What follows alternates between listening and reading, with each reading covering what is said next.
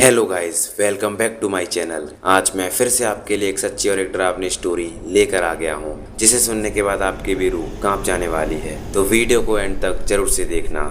आज की ये स्टोरी हमारे साथ दुष्यंत ने शेयर की है। सो थैंक यू दुष्यंत आज की स्टोरी शेयर करने के लिए। बाय द वे, अगर आपके पास भी कोई ऐसी हॉरर स्टोरी हो तो आप मेरे साथ इस ईमेल आईडी पर शेयर कर सकते हैं। मैं अगले वीडियो में आपकी स्टोरी कवर करने की पूरी कोशिश करूंगा। मैंने इस ईमेल आईडी को अपनी कमेंट में भी पिन कर रखा है, तो एक बार जाके चेकआउट जरूर से करना।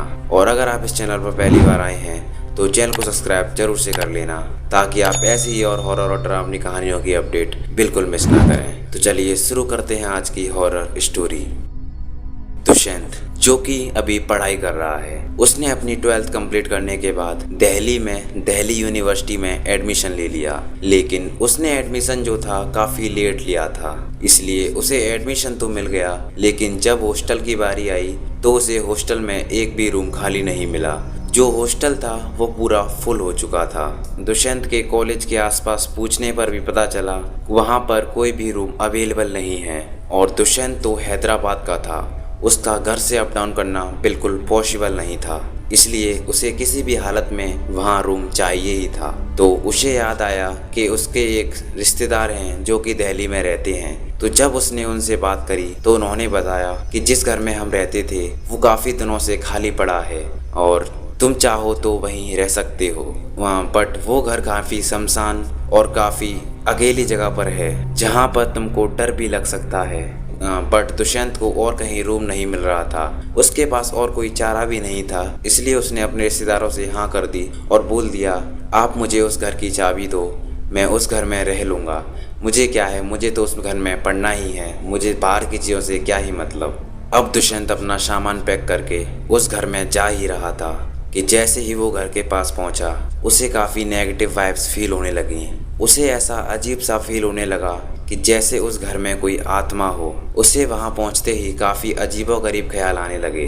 दुष्यंत जिस घर में रहने गया था वो काफ़ी सुनसान जगह पर था। अगर दुष्यंत को कुछ सामान लेना होता तो उसे कम से कम 1 से 2 किलोमीटर दूर घर से दूर जाना पड़ता। आसपास कोई भी घर नहीं था और ना ही कोई दुकान। दुष्यंत का पहला दिन उस घर में आसानी से कट जाता है, उसे कोई भी दिक्कत नहीं होती।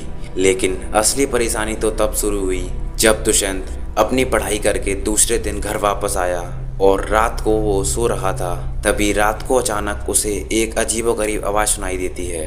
उसे लगता है कोई उसे आवाज़ मार रहा है, दुष्यंत। बट जैसे ही दुष्यंत ने उठकर देखा, वहाँ बाहर कोई नहीं था। और जब दुष्यंत ने वापस आकर घड़ी में देखा तो घड़ी में 3 बज रहे थे। दुष्यंत काफ़ी डर चुका था, बट वो हिम्मत करके सो गया।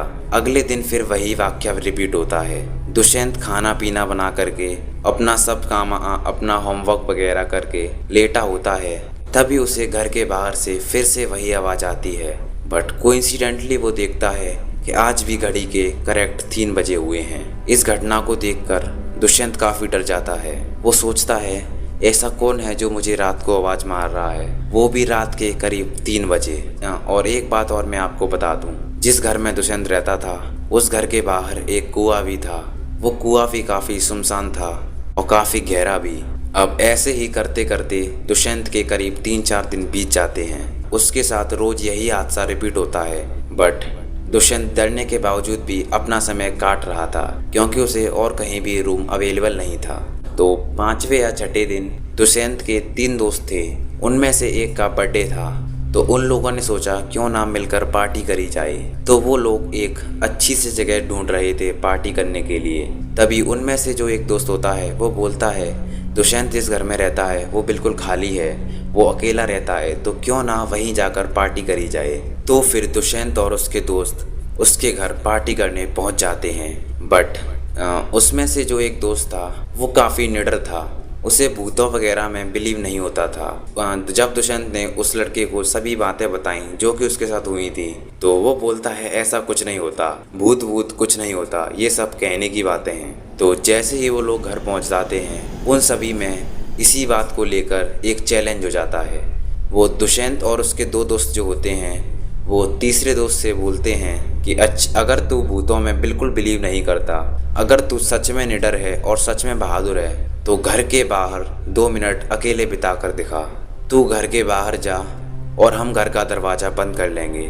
अगर तू 2 मिनट तक बाहर सरवाइव कर गया तो हम मान लेंगे कि तू सच में बहादुर है। तो जोश जोश में दुष्यंत के उस दोस्त ने चैलेंज एक्सेप्ट कर लिया और वो बाहर जाकर 2 मिनट तक खड़ा हो गया। बट जैसे ही वो बाहर गया तो पहले मिनट तो वह नॉर्मली बाहर खड़ा रहा, बट जैसे ही दूसरा मिनट स्टार्ट हुआ दुष्यंत के फ्रेंड्स को दरवाजे से ठक ठक करने की आवाज़ आई।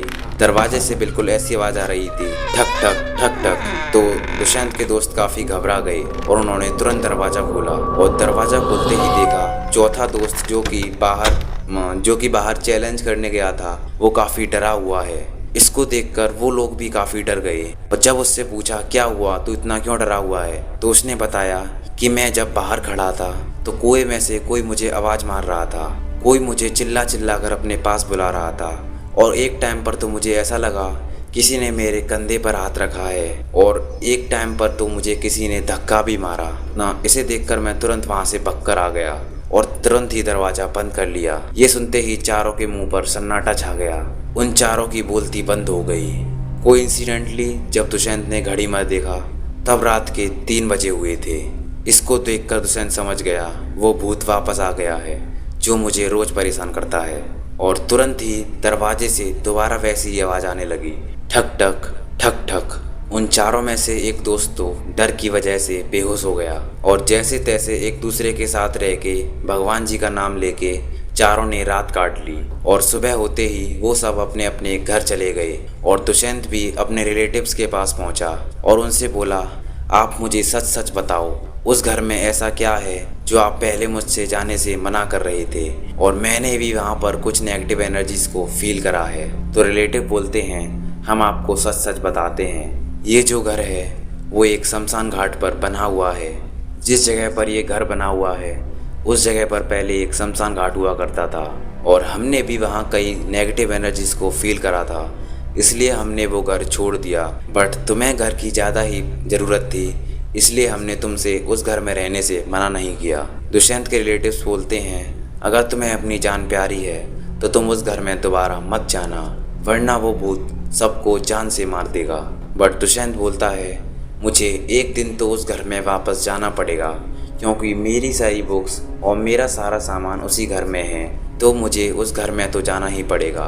बट वो रिलेटिव्स उससे बार बार मना कर रहे थे। बट दुष्यंत अपनी जिद पर अड़ गया और वो रिलेटिव्स की जो दादी माँ थी उनको लेकर उस घर में वापस पहुंच गया और जल्दी जल्दी अपना सामान पैक करने लगा।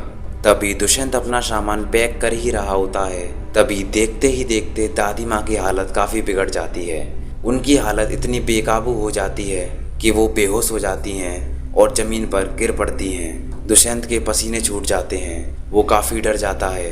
तुरंत वो वहाँ से भागकर रिलेटिव्स को फ़ोन करता है, तुरंत ही उस घर में उन्हें बुलाता है और जैसे ही दुष्यंत के रिलेटिव्स आते हैं वो लोग उस दादी माँ को लेकर हॉस्पिटल जाते हैं और दुष्यंत का सामान भी पैक करके उस घर को छोड़ देते हैं। अब दुष्यंत बिल्कुल सेफ था, अब वो उस घर में दोबारा वापस नहीं गया और दुष्यंत ने बताया कि जब से वो उस घर से आया है और तब से उसकी हालत बिल्कुल ठीक है, उसने किसी भी नेगेटिव एनर्जीज को फील नहीं करा। तो यही था दुष्यंत का रियल हॉरर एक्सपीरियंस जो कि उसने मेरे साथ पर्सनली शेयर करा था। अगर आपके पास भी कोई ऐसी हॉरर स्टोरी है तो मेरे साथ इस ईमेल आईडी पर शेयर करना बिल्कुल ना भूलें। और अगर ये वीडियो आपको ज़रा सा भी पसंद आया हो तो इसे लाइक करने के बाद चैनल को सब्सक्राइब करके ज़रूर से जाना, ताकि आप ऐसी ही और हॉरर और मिस्टीरियस कहानियों की अपडेट बिल्कुल मिस ना करें। तो मिलते हैं अगले वीडियो में ऐसी ही और किसी हॉरर स्टोरी के साथ, तब तक के लिए बाय बाय।